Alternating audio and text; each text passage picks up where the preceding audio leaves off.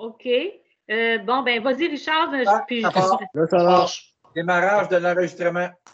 OK. Alors, bienvenue tout le monde à la séance ordinaire qui se tient à huis clos, 1er mars 2022.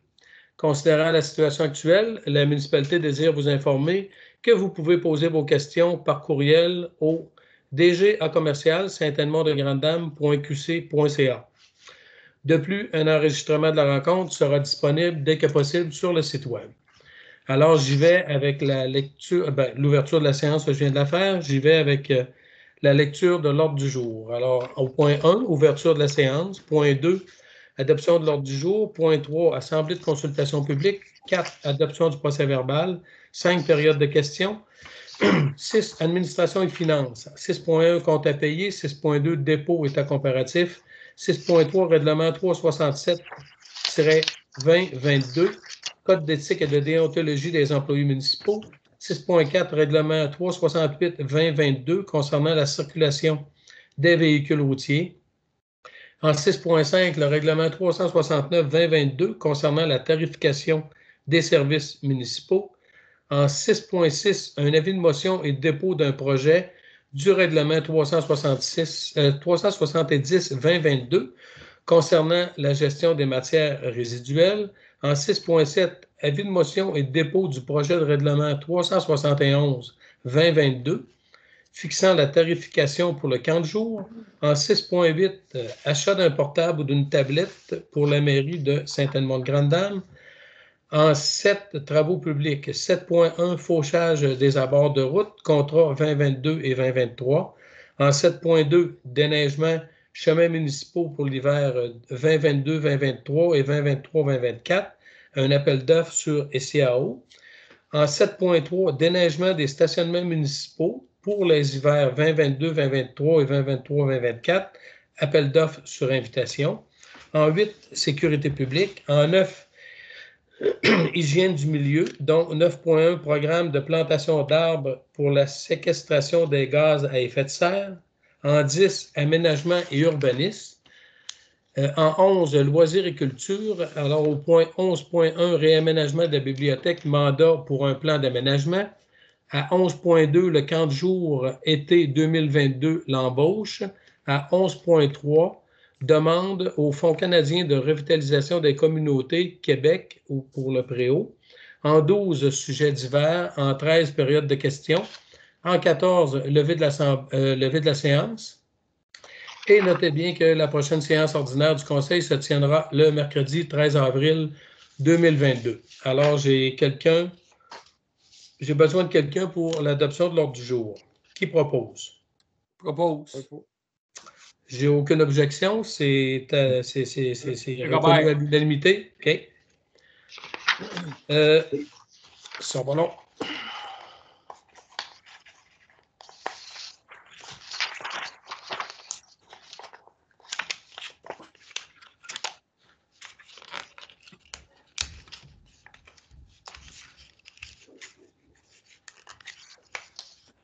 Soyez patient, ça va venir.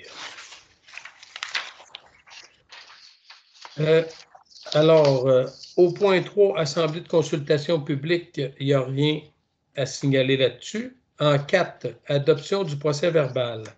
Chaque membre du conseil municipal ayant reçu copie du procès-verbal dans les délais prescrits, le secrétaire de la séance est dispensé d'en faire la lecture, d'approuver et d'adopter le procès-verbal de la séance du 1er février 2022. Est-ce qu'il y a des corrections? Est-ce que des gens ont vu des coquilles, des choses du genre? Non, pas pour ma part. Non? Alors, j'ai besoin d'une proposition. Je vais proposer, Steve. J'ai pas d'objection. Qui a donné son nom? Steve. Christian. Steve? Christian, OK. Christian? Alors, c'est Christian, c'est bon. Christian qui propose. C'est moi. Alors, on est rendu au point 5, période de questions. Il n'y en a pas.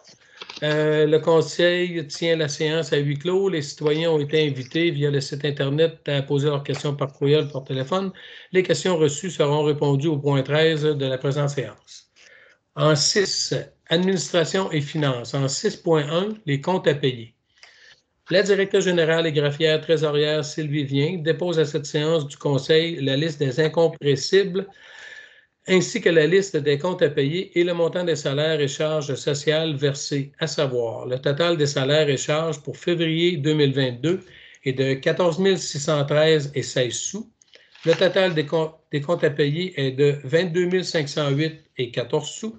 Le total des incompressibles est de 19 368,99 pour un grand total de 56 490,29. Que les comptes suivants soient approuvés et que la directrice générale et greffière trésorière soient autorisées à faire les paiements. J'ai besoin d'une proposition. Je propose. Monsieur Austin Lévy, merci. Tout le monde est d'accord? Oui. Oui. 6.2. Dépôt des états comparatifs. La directrice générale et greffière trésorière dépose un rapport, article 176.4 du Code municipal du Québec. Le rapport compare les revenus et dépenses de l'exercice financier courant réalisé jusqu'au dernier jour du mois qui s'est terminé au moins 15 jours avant celui où l'État est déposé et ceux de l'exercice précédent qui ont été réalisés au cours de la période correspondance de celui-ci.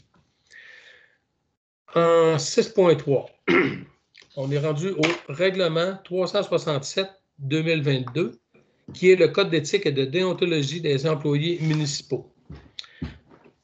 Est-ce que je peux m'abstenir de faire la lecture ou vous préférez que je la fasse au complet? On peut t'abstenir. Oui, s'abstenir, oui. Alors, je vais me rendre directement à la toute fin.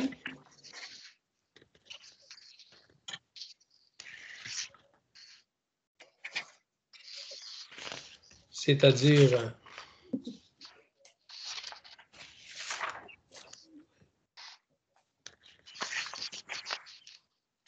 il y en a de la page là-dedans?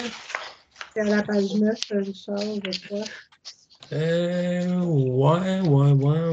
OK, 6.4. OK. Donc, un peu. Là, il me faut un proposeur. Ouais, mais c'est parce que je suis comme rendu à... Vous m'excuserez, là? C'est que je ne vois pas nulle part où il est marqué que ça doit être proposé.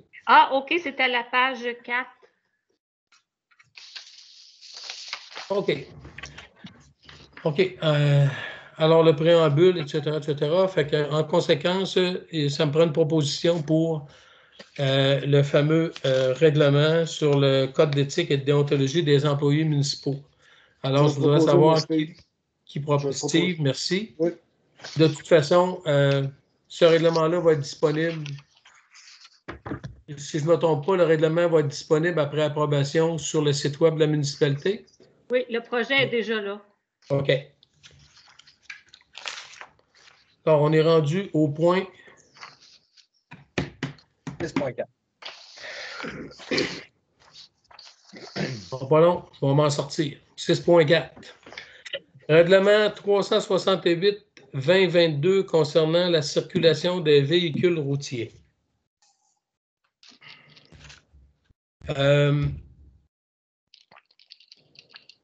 Sans lire tout le document, j'aurais tendance à dire que la correction ou l'ajustement qui a été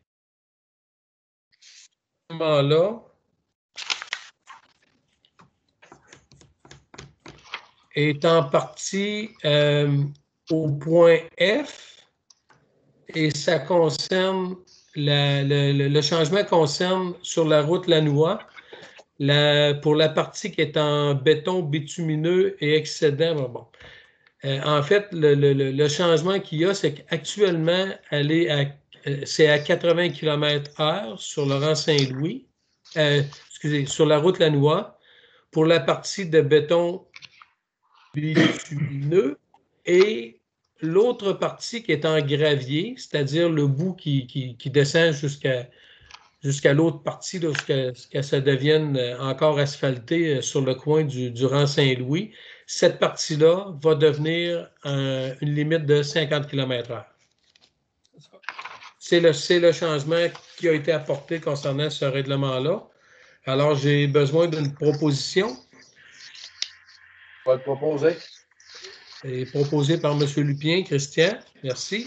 Il n'y a pas d'objection à ce niveau-là? Non, d'accord. Non. OK. On est rendu à 6.5. Le règlement 369-2022 concernant la tarification des services municipaux.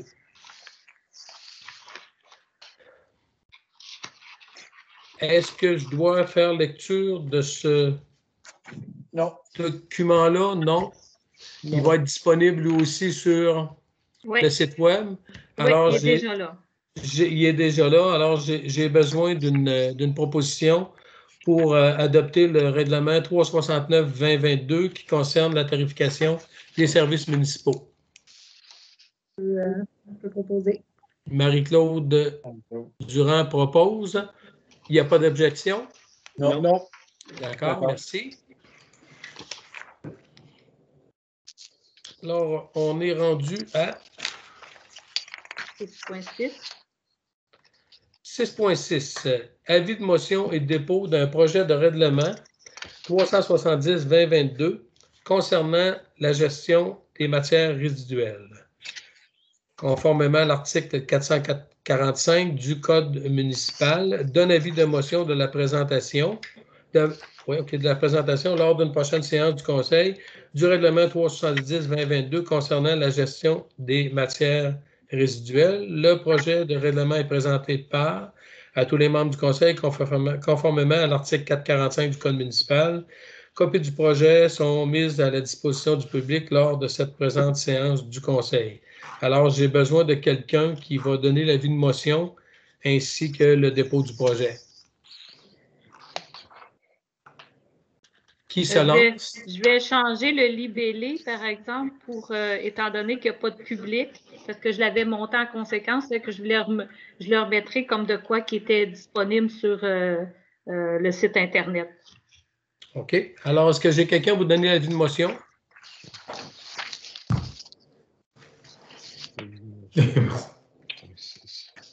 Pardon? Austin.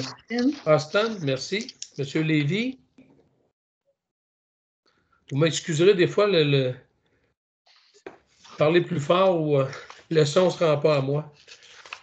Alors, c'est OK pour le point 6.6. On est rendu à 6.7. C'est un avis de motion et un dépôt du projet de règlement 371-2022 qui fixe la tarification pour le camp de jour. Alors, conformément à l'article 445 du Code municipal, donne avis de motion de la présentation lors d'une prochaine séance du Conseil du règlement 371-2022 fixant la tarification pour le camp de jour. Le projet de règlement est présenté à tous les membres du Conseil conformément à l'article 445 du Code municipal. Copies du projet de règlement sont mises à la disposition du public. C'est la même chose, je vais changer le libellé étant donné que c'est la COVID. Là, OK. Alors, j'ai besoin de quelqu'un qui va donner l'avis de motion. Marie-Claude. Marie-Claude Durand, merci. On passe au point 6.8. Achat d'un portable ou d'une tablette pour la mairie de Saint-Edmond-de-Grande-Dame.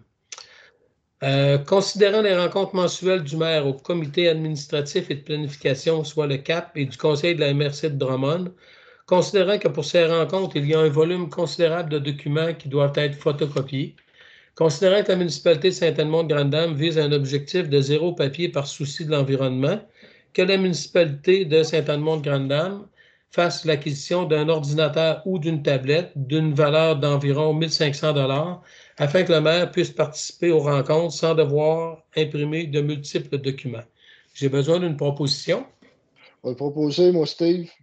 Steve Courchaine, merci. Tout le monde est d'accord? Oui. Oui. On est rendu au point 7, travaux publics. 7.1, fauchage des abords de route, contrat pour 2022 et 2023.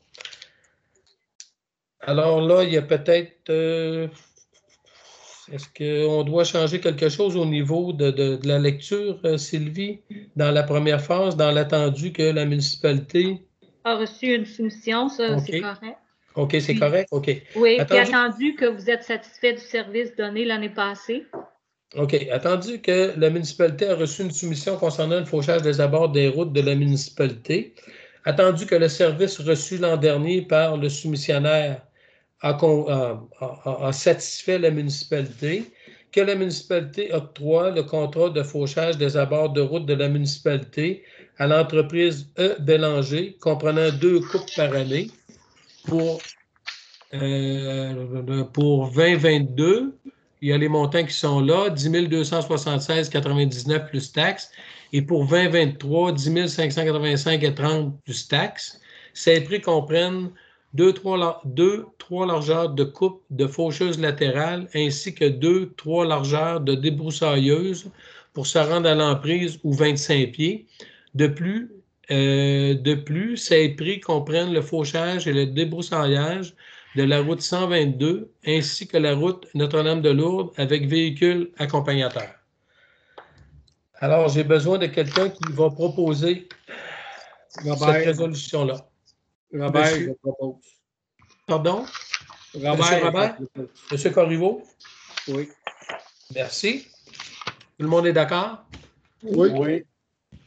7.2. Déneigement des chemins municipaux hiver 2022-2023 et 2023-2024, appel d'offres sur SCAO.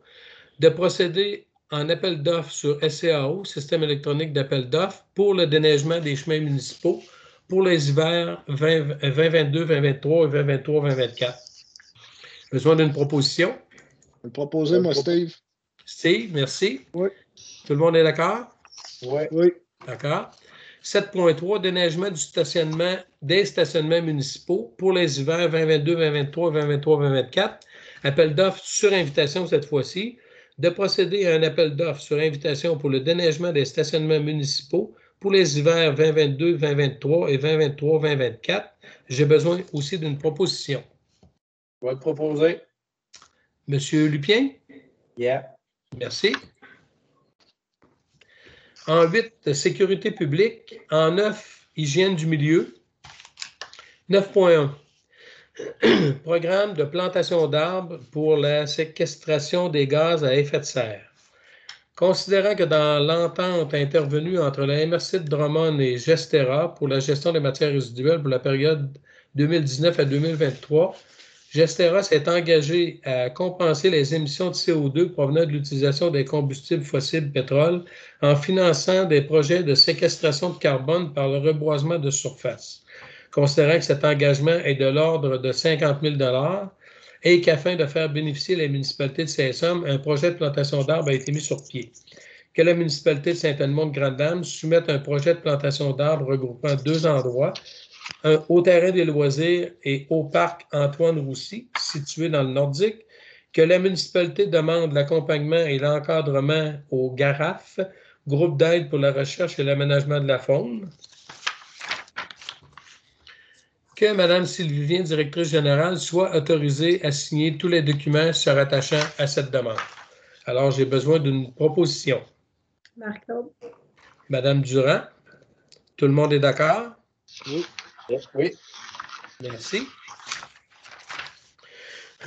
On est rendu maintenant au point 10, aménagement et urbanisme. Il n'y a rien à spécifier là-dessus. Point 11, loisirs et culture. Alors, on a 11.2, réaménagement de la bibliothèque, un mandat pour le plan d'aménagement. Considérant l'offre de service du CSRBP du Centre du Québec pour la préparation d'un plan d'aménagement de la bibliothèque, de donner le mandat au CSRBP du Centre du Québec pour l'élaboration d'un plan d'aménagement de la bibliothèque selon la soumission numéro 07-12-2021 au coût de 3 937 $ et 4 sous plus taxes. J'ai besoin d'une proposition. Je vais te proposer. Monsieur Christian? Yeah. Merci. 11.2. 40 jours, été 2022, embauche.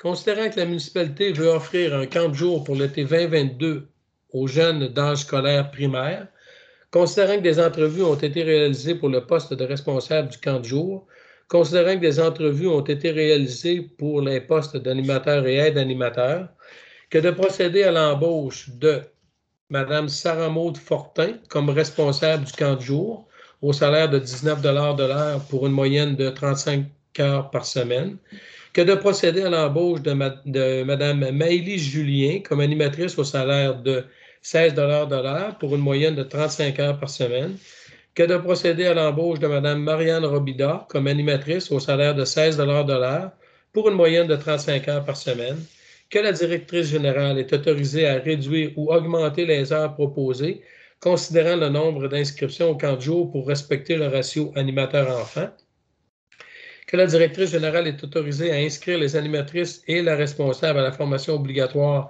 exigée par les différentes lois et règlements, que le début de l'emploi pourra varier dépendamment de la situation concernant la pandémie actuelle et du début du camp de jour, que les frais d'inscription serviront à payer les frais encourus. Alors, j'ai besoin d'une proposition. C'est bien sûr que dans le considérant, je vais enlever les aides animateurs parce que jusqu'à maintenant, on n'aura pas besoin. Je vais le proposer, moi, Steve. Merci. Alors, on est rendu à l'item 11.3. Demande au Fonds canadien de revitalisation des communautés Québec-Préau. Considérant que la municipalité de Saint-Edmond-de-Grande-Dame désire construire un abri préau afin d'offrir un marché à proximité par le... on dit-tu un marché à proximité ou un marché de proximité? Ça serait mieux de. Un marché de proximité par le projet intitulé Abri préau à la découverte des richesses locales, considérant qu'en ce temps de pandémie, ce lieu offrirait la distanciation à respecter, considérant que l'isolement pourrait être évité tout en faisant connaître les richesses locales, que le conseil municipal autorise le dépôt de la demande d'aide financière, que la municipalité a pris connaissance du guide du programme et qu'elle s'engage à en respecter les modalités qui s'appliquent à elle, que la municipalité s'engage, si elle obtient une aide financière pour son projet, à payer sa part des coûts admissibles, que la municipalité confirme qu'elle assumera tous les coûts non admissibles au programme associé à son projet si elle obtient une aide financière pour celui-ci, y compris tout dépassement de coûts, d'autoriser la directrice générale, Sylvie Vien, à faire une demande auprès du Fonds canadien de revitalisation des communautés Québec, que la directrice générale, Sylvie Vien, soit autorisée à signer tout document s'y rattachant. J'ai besoin d'une proposition. Je vais proposer, Robert. Monsieur Corriveau, merci. Et rendu au point 12, sujet divers, il n'y a fait rien à ajouter. On est maintenant rendu à la période de questions. Alors, je vais y aller avec un petit rappel. Je désire rappeler à tous que c'est une période de questions et non de commentaires. De plus, une question doit, dans son ensemble, être respectueuse dans l'ensemble des mots qu'elle contient. Sinon, par respect pour les membres du conseil municipal, je n'y répondrai pas. Aussi, il y a deux raisons pour lesquelles on repose une question. Ou bien on n'a pas compris la première réponse, ou bien la réponse reçue n'était pas celle que l'on voulait. Sur ce, je ne relirai pas les questions qui ont déjà été posées. Alors, je vais débuter la période de questions. Les premières questions nous ont été adressées par Mme Labbé. Question au Conseil du 1er mars 2022, Sécurité civile. Mme Labbé nous a fait un historique avant sa question. Alors, je vais vous le lire. Novembre 2019, la municipalité adoptait le plan de sécurité civile exigé par le gouvernement, partie de la résolution 2019-1106. Au point 10, plan municipal de sécurité civile, attendu que les mesures mises en place par la municipalité et consignées dans le plan de sécurité civile sont conformes aux dispositions du règlement sur les propositions d'alerte et de mobilisation et les moyens de secours minimaux pour protéger la sécurité des personnes et des biens en cas de sinistre. rappel à votre attention, règlement sur les procédures d'alerte et de mobilisation, des moyens de secours minimaux pour protéger la sécurité des personnes et des biens en cas de sinistre. Elle me donne les chapitres, section 2, moyens de secours minimaux. Les centres de services et d'hébergement temporaire pour les victimes doivent être équipés d'installations sanitaires. De plus, la municipalité doit être en mesure de parer à une interruption de l'alimentation électrique survenant dans ces centres. En avril, elle nous dit que, bon, elle avait posé une question suivant laquelle elle n'a toujours pas eu de réponse car il devait y avoir certaines vérifications. Elle nous disait, si malheureusement un sinistre survenu comme au Grand Verglas pouvait nous confirmer l'endroit du centre des services d'hébergement temporaire et quelles mesures ont été prises pour y garantir l'alimentation électrique. Bon, on se souvient que le Grand Verglas a eu lieu en 1998. En janvier 2022, elle nous dit qu'on a passé une résolution 6.9, demande de soumission par demande de prix, différents projets, l'achat d'une génératrice afin d'alimenter le chalet des loisirs afin de répondre aux besoins du plan de sécurité civile. Et sa question au mois de mars, quel est le résultat de cette demande de soumission et concrètement, quand le Conseil a-t-il l'intention de se conformer? Alors, je rappelle que le présent Conseil est arrivé en place au mois de novembre.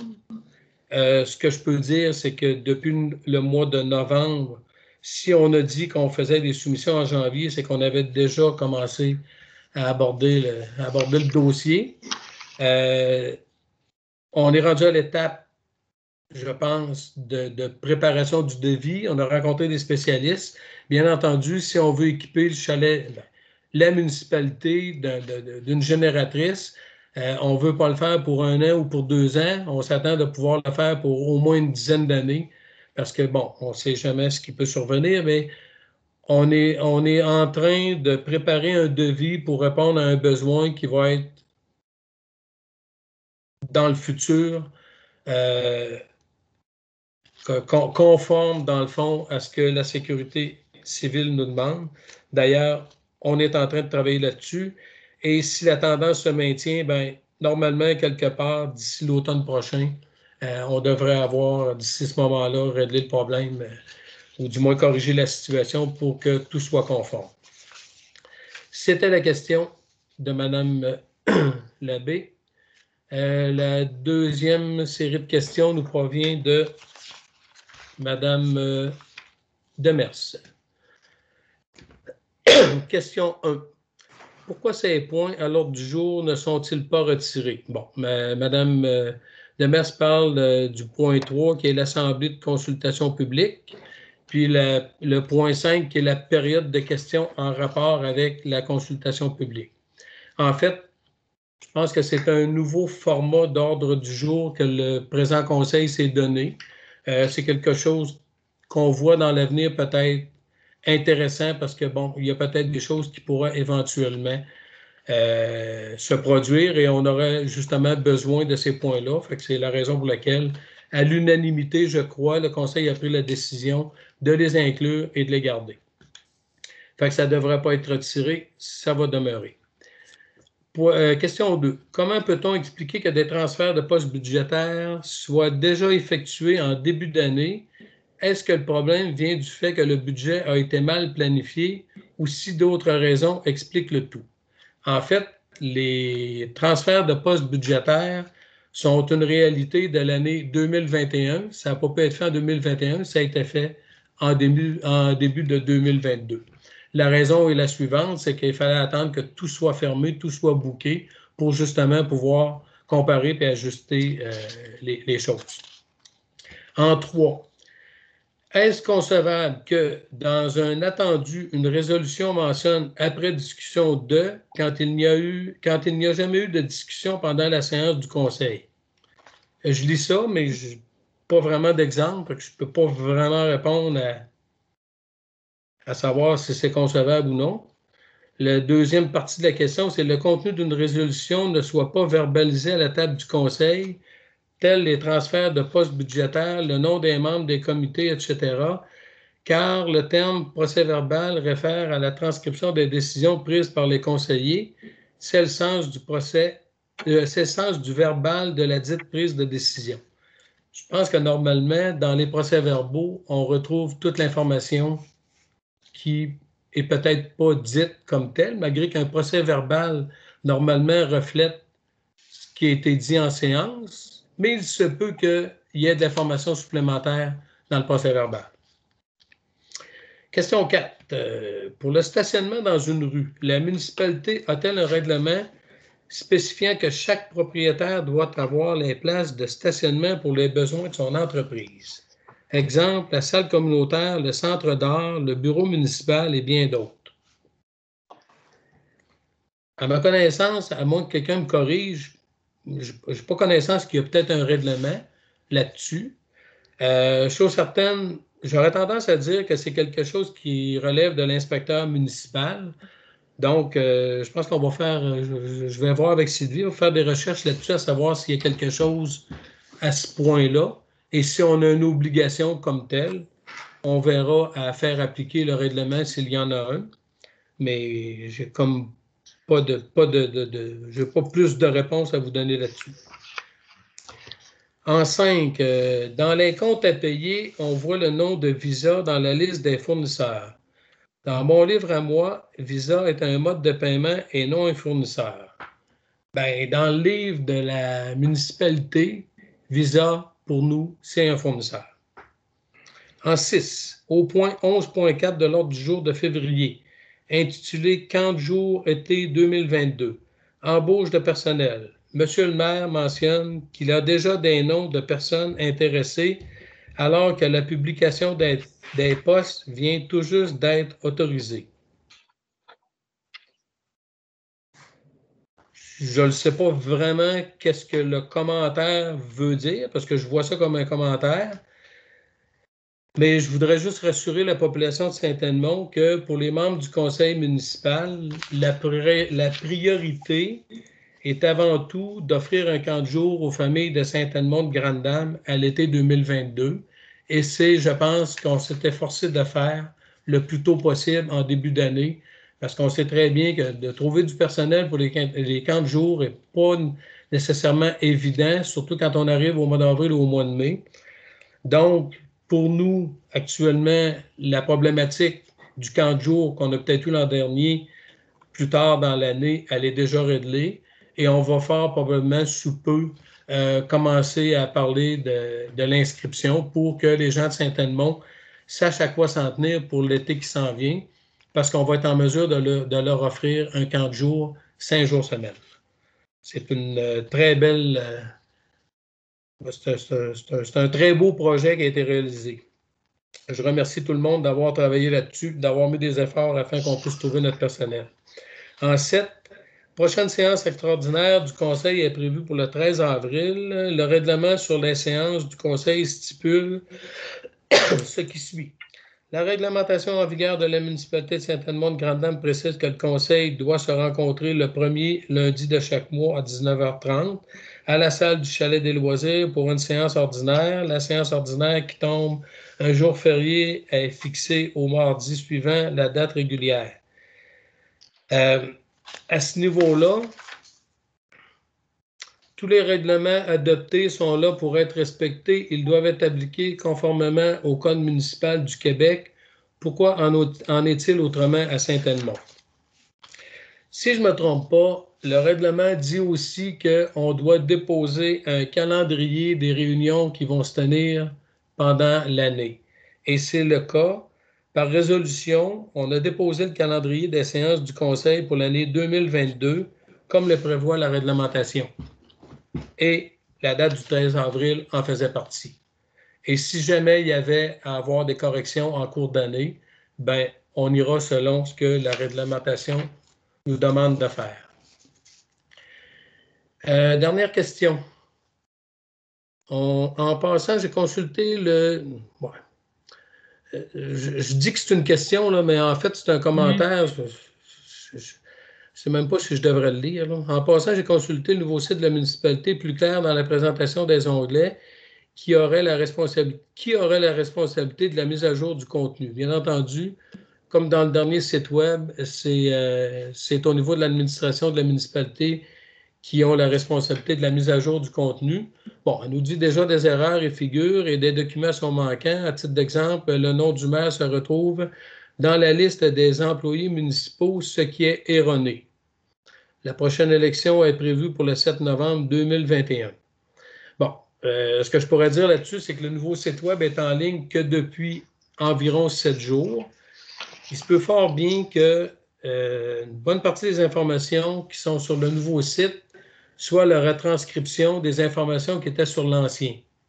Et vous comprendrez qu'en dedans de ces jours, je ne pense pas que personne n'a eu le temps de tout refaire le site. Fait que ça va être quelque chose qu'on va faire en sorte de remédier à cela. On va leur parcourir au grand complet, puis on va effectuer les corrections ou les ajustements nécessaires. C'est tout pour les questions de Mme Demers. J'ai reçu une feuille de questions et commentaires de la part de M. Rénal Girard. Par contre, après les avoir consultés, malheureusement, je ne lirai pas les questions de M. Girard parce que beaucoup de ces questions-là sont des questions pour lesquelles les réponses ont déjà été données. Et aussi à l'intérieur, j'y retrouve des mots quelque peu irrespectueux. Donc, comme je l'ai dit en début de période de questions, je vais me permettre de répondre aux questions lorsque ça va être respectueux, lorsque ça ne sera pas des questions pour lesquelles on a déjà donné des réponses, mais que les réponses ne faisaient pas l'affaire des personnes qui les ont posées. Alors, je vais passer la feuille de questions et commentaires de M. Girard. Vous avez la question 2, vous pouvez répondre. OK. Ah.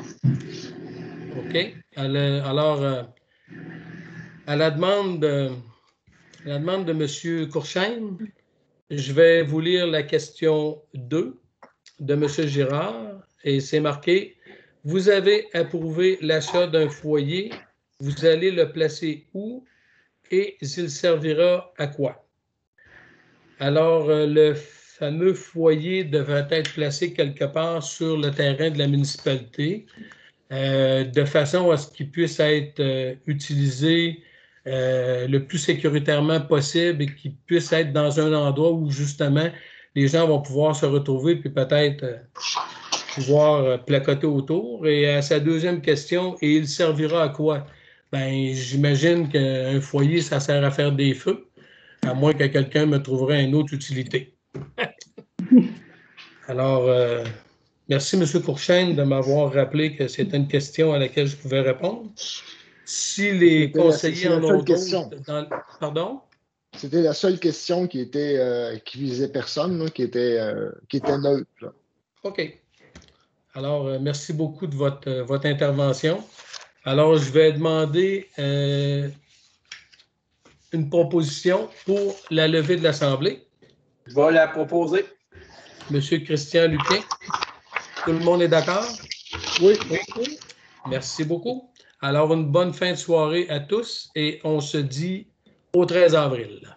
Merci.